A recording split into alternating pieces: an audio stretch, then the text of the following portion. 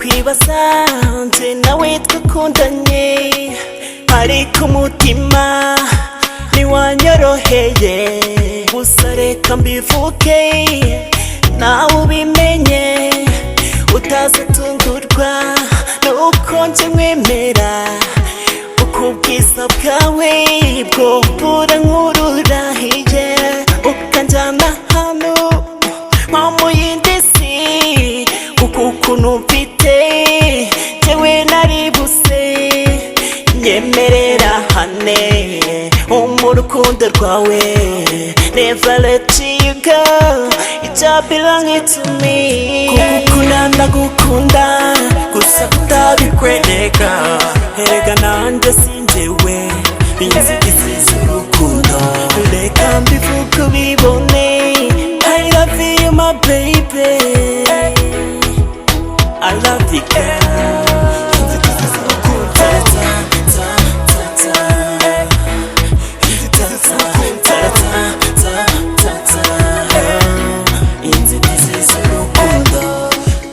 abahebuje yagenda wakirangaraza numwe mu bari beza bakirana igenda ihaza mu buranga warareze bamwe bamupiga ifeza ni nawe twahuye bwa mbere nkumva nakayemo iyaba wakunda gukaba umwamikazi nk'umutima nkajya nkwita amakwini ukaba n'umwe mu bari nge nagabira imbyeyi mu bakuze amateka yawe adasanzwe nagugenda nka bamwe barenzwe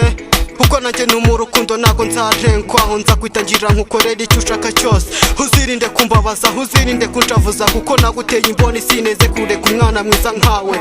ureka nkukunde bikunyure maze guteterwa bikugereho yoherega shenjura itete umuba misi bose nawe utakwifuza kugukunda ndagukunda gusa kutabikwereka erega nanjye sinjewe inzitizi z'urukundo reka mbivuge ubibone I love you my baby I love you girl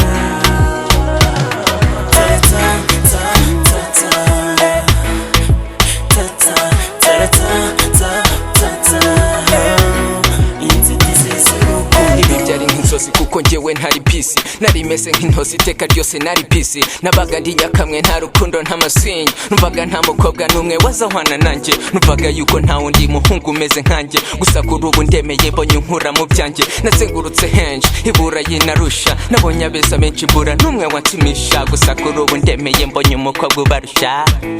yeah Dixon the boss yeah kubonye rimwe gusa numva uranyuzeho umutima wanjye wahise umera nk'umize wambaye inzira nkabasha gusinzira unabonye utakuye narabonye wambabarira ureka nkusamarira nkurinda abasha kwasamarira batifuza kuza tukibanira baby niya tukifite hari trade minda kure nkaburaho nkuhera iyo dukubitanye amashaka guhera urukundo kunda se rwandi rw'amahundo genda urinda rugusanga aho ujya niho ngana baby fata peace ndagukunda nka pepis